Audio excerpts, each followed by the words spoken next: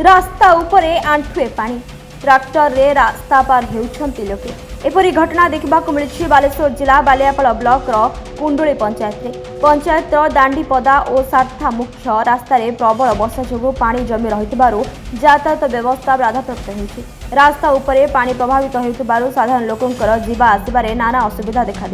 विशेषकर स्कूल और कॉलेज जाउथबा छात्र छात्री मानकर अधिक समस्यार सम्मुखीन होती पानी अतिक्रम करने कष्टकर हो पड़ुथिबारु अनेक छात्र छात्री ट्राक्टर जोगे यातायात करछन्ति स्थानीय लोक माने शीघ्र रास्तारू पानी निष्कासन और स्थायी समाधान पई प्रशासन हस्तक्षेप दाबी करछन्ति मु जाइथांती सारथा मोर घर होचु सारथा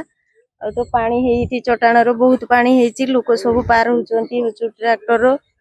ट्रैक्टर जे पारी होचंती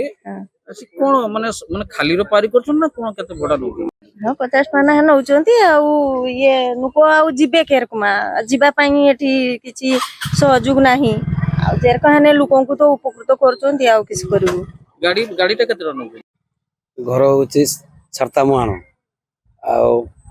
ए जे घाट पारी के आसिला आपण केते समय धरि काइलो एटी बहुत समय अपेक्षा कलु पानी बहुत चारिआडे मारी जाइछि एटा हमर सरकार को आमे अनुरोध रखुछि केते टंका दिके आपण पारी के 50 टका नेले आपण तो सरकार को दाबी रहउछि जे एटा गोटे भलो ब्रिज आकार हो